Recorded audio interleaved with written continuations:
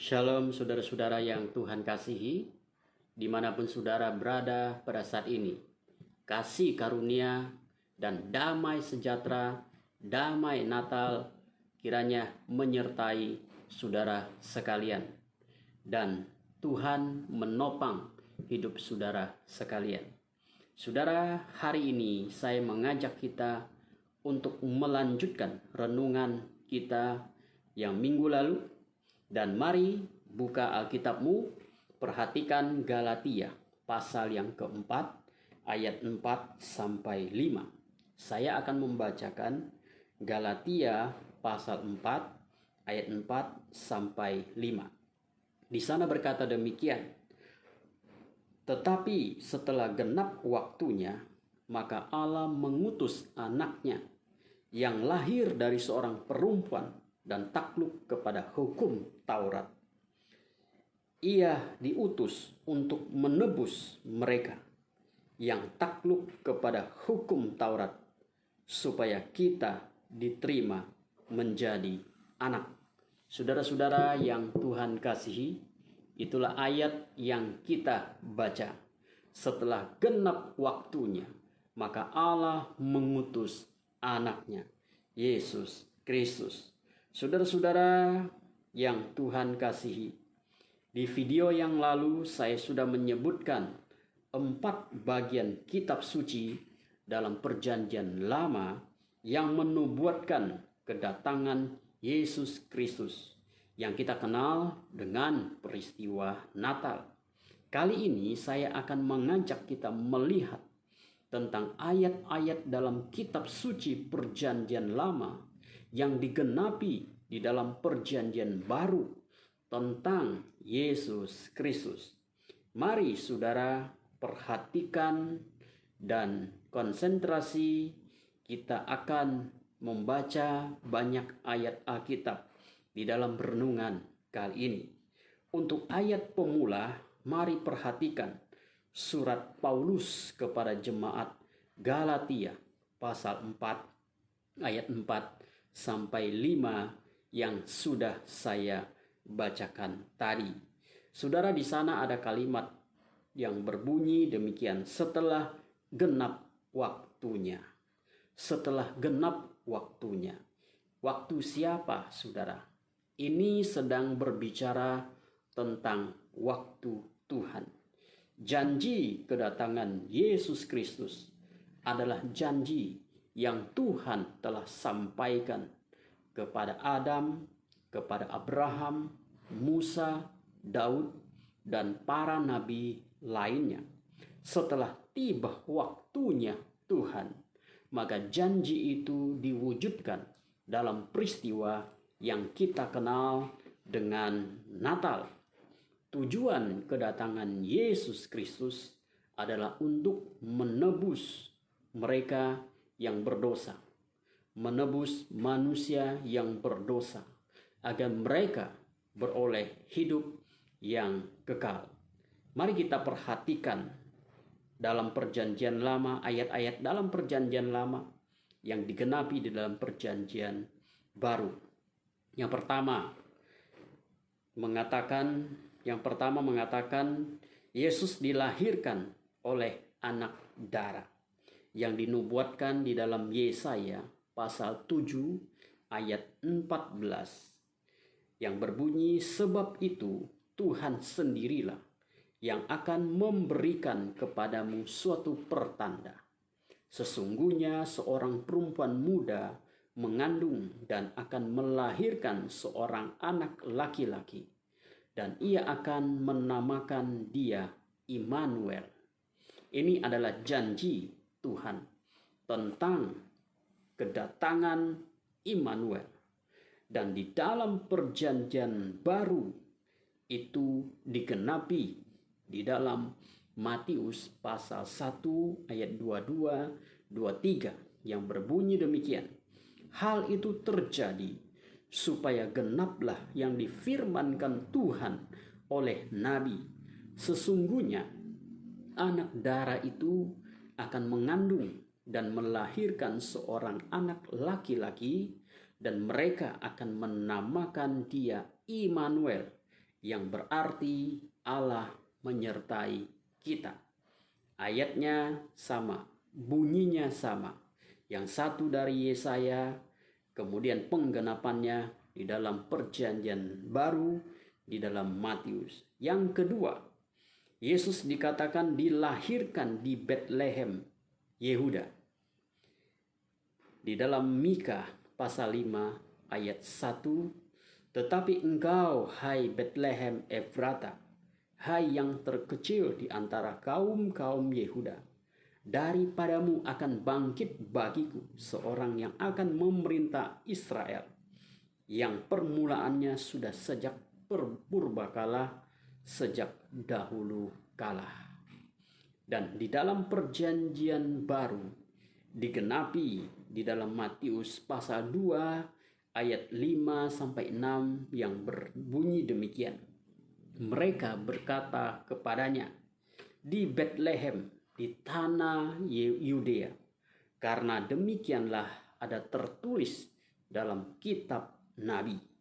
Perhatikan kalimat, karena demikianlah ada tertulis dalam kitab Nabi. Nabi siapa, saudara? Nabi Mika.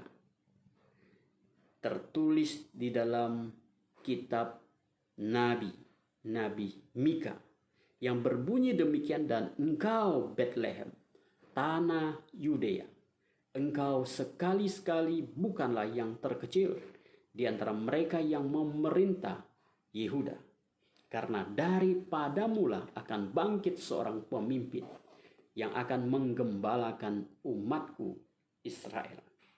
Yang ketiga, Yesus menunggang keledai memasuki Yerusalem. Dinubuatkan di dalam Zakaria pasal 9 ayat 9 dan digenapi di dalam Matius pasal 21 ayat 4-5. Di dalam Zakaria pasal 9 ayat 9, LAI memberikan judul di pasal 9 sampai pasal 14 dalam kitab Zakaria dengan judul Nubuat tentang kedatangan Mesias. Dan di dalam Zakaria pasal 9 ayat 9, bersorak-soraklah dengan nyaring, hai putri Sion, bersorak-soraklah hai putri Yerusalem, lihat rajamu datang kepadamu, ia adil dan jaya, ia lemah lembut dan mengendarai seekor keledai beban yang mudah.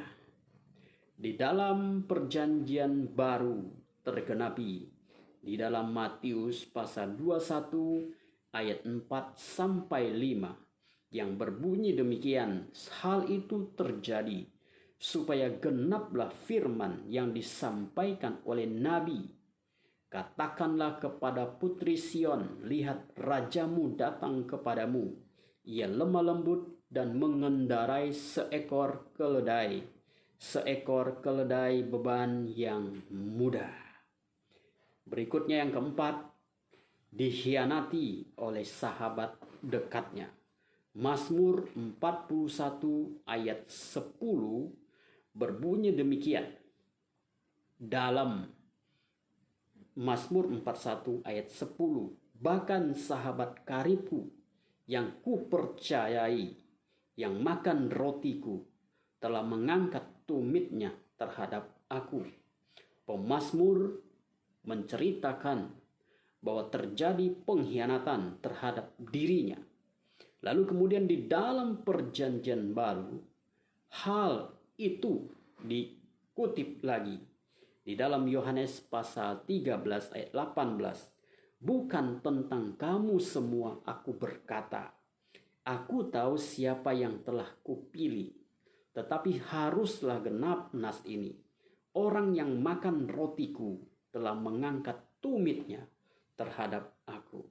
Pengalaman pemazmur dikutip oleh Yesus sendiri, bahwa Yesus pun ada satu orang yang mengkhianati dia, yaitu Yudas. Jadi apa yang terjadi pada pemazmur itu ada sebagai satu nubuatan bahwa hal yang sama terjadi kepada Yesus Kristus karena ada seorang muridnya yang makan roti bersama dengan dia justru mengkhianati dia. Yang kelima, ditinggalkan oleh murid-muridnya. Di dalam Zakaria pasal 13 ayat 7 yang berbunyi demikian, "Hai pedang, bangkitlah terhadap gembalaku, terhadap seorang yang paling karib kepadaku. Demikianlah firman Tuhan semesta alam. Bunuhlah gembala, sehingga domba-domba tercerai berai." Lalu di dalam Matius pasal 26 ayat 1, ketika Yesus dalam menghadapi peristiwa penyalipan, murid-muridnya bereaksi seperti apa? Maka berkatalah Yesus kepada mereka, yaitu murid-muridnya, "Malam ini kamu semua akan tergoncang imanmu karena aku. Sebab ada tertulis," perhatikan kalimat sebab ada tertulis, "Aku akan membunuh gembala dan kawanan domba itu akan tercerai berai." Zakaria sudah berkata bahwa gembala dibunuh, domba-domba tercerai berai. Dan kemudian itu tergenapi di dalam peristiwa ketika Yesus akan ditangkap dan disalibkan. Murid-muridnya meninggalkannya, murid-muridnya tercerai berai. Ayat 56, "Akan tetapi semua ini terjadi supaya genap yang ada tertulis dalam kitab nabi-nabi." Lalu semua murid itu meninggalkan dia dan melarikan diri. Saudara-saudara, apa yang dinubuatkan di dalam perjanjian lama tergenapi di dalam perjanjian baru di dalam diri Yesus Kristus. Yang keenam, kaki dan tangannya ditusuk atau dipaku. Mazmur 22 ayat 17 berkata, "Sebab anjing-anjing mengerumuni aku, gerombolan penjahat mengepung aku. Mereka menusuk tangan dan kakiku." Saudara, ini adalah suara dari pemazmur, pergumulan pemazmur menghadapi situasi yang berat pada waktu itu. Dan kemudian ini kitab yang ditulis ini menjadi satu pergumulan dan satu nubuatan yang menunjuk kepada Yesus Kristus, karena nubuat ini digenapi ketika Yesus disalibkan. Walaupun saudara tidak dikutip ayatnya oleh penulis perjanjian baru secara langsung, tetapi yang jelas bahwa ini terjadi pada Yesus Kristus di dalam Yohanes pasal 19 ayat 37. "Dan ada pula nats yang mengatakan mereka akan memandang kepada Dia yang telah mereka tikam." Dan kemudian itu sudah dinubuatkan di dalam Zakaria pasal 12 ayat 10, "Dan mereka akan memandang kepada Dia yang telah mereka tikam." Saudara-saudara, itu yang keenam. Yang ketujuh, tak sebuah tulang pun dipatahkan. Dalam Keluaran pasal 12 ayat 46 berkata, "Paskah itu harus dimakan dalam satu rumah juga. Tidak boleh kau bawa sedikit pun dari daging itu keluar rumah. Satu tulang pun tidak boleh kamu patahkan." Ini ayat adalah peristiwa Musa ketika akan merayakan Paskah dan memberikan aturan-aturan bahwa Paskah harus dengan sesuai dengan aturan-aturan yang dibikin oleh Musa, sesuai dengan instruksi dari Tuhan.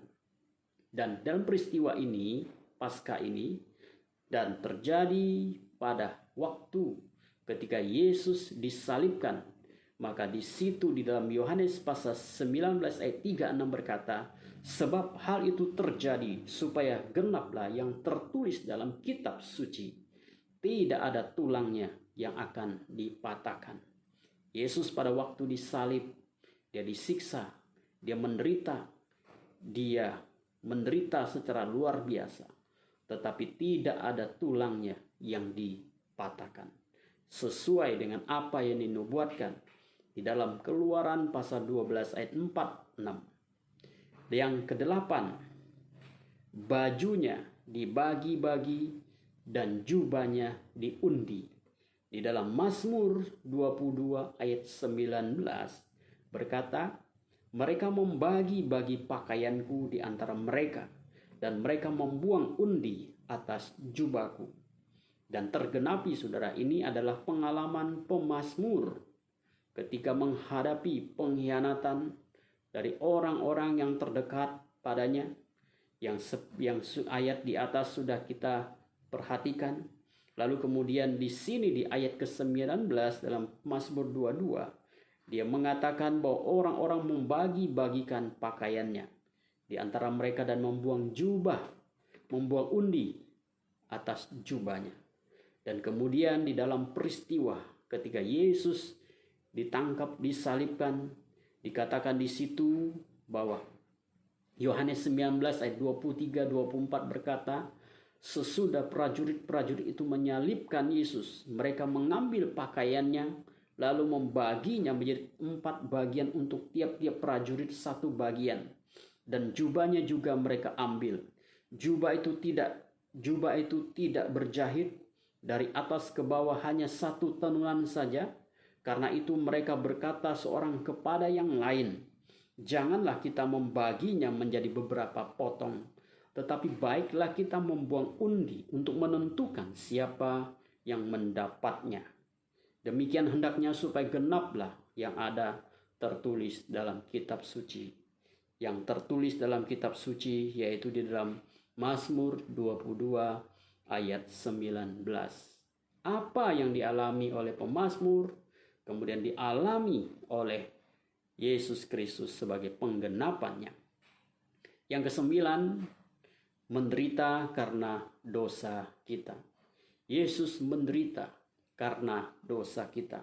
Yesaya pasal 53 ayat 4 berkata, tetapi sesungguhnya penyakit kitalah yang ditanggungnya, dan kesengsaraan kita yang dipikulnya.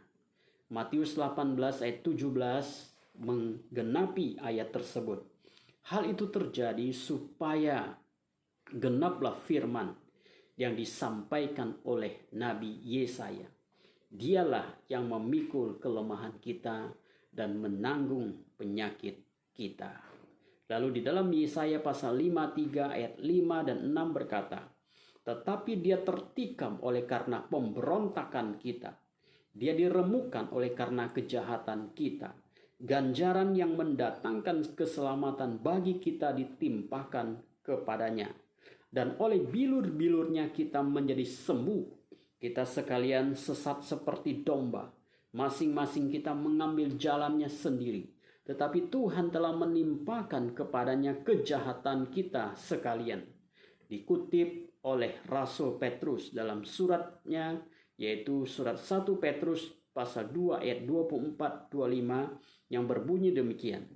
Ia sendiri telah memikul dosa kita di dalam tubuhnya di kayu salib, supaya kita yang telah mati terhadap dosa hidup untuk kebenaran.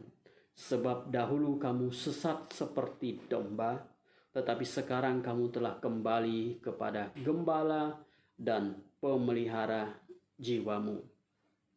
Yang ke-10, Yesus merasa ditinggalkan oleh Allah. Mazmur 22 ayat 2 yang berbunyi, Allahku, Allahku, mengapa engkau meninggalkan aku?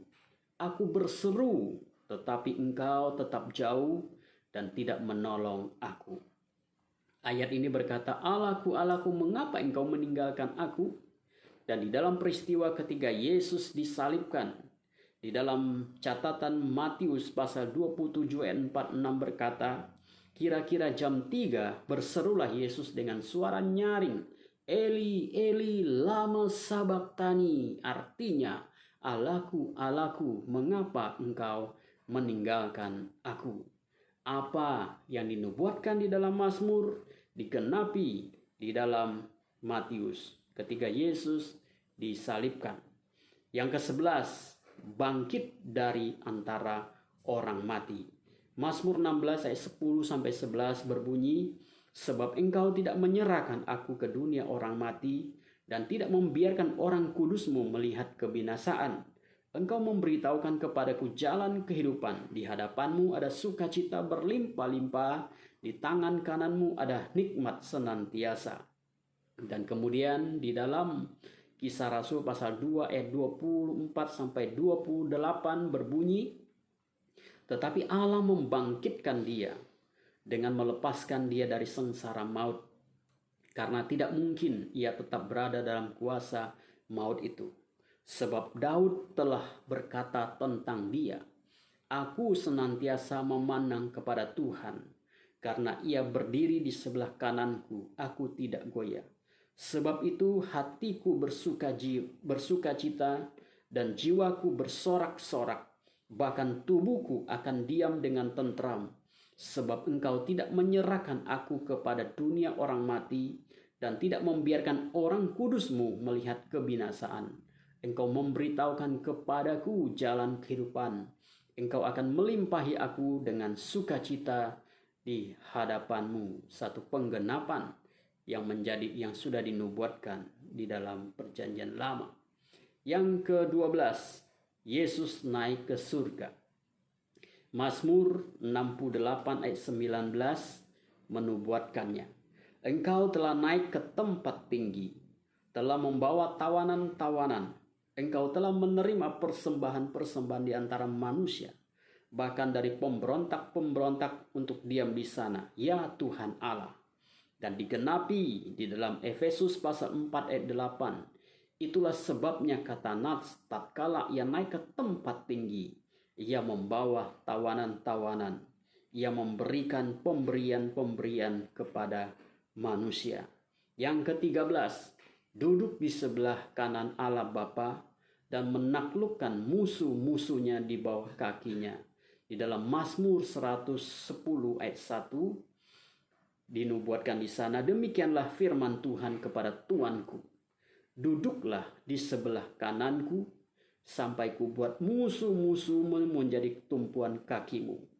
Lalu dalam penggenapannya, Matius pasal 22 ayat 43, 44 berkata demikian, katanya kepada mereka, kata Yesus, jika demikian, bagaimanakah Daud oleh pimpinan roh dapat menyebut dia tuannya ketika ia berkata, Tuhan telah berfirman kepada Tuanku, duduklah di sebelah kananku sampai musuh-musuhmu kutaruh di bawah kakimu.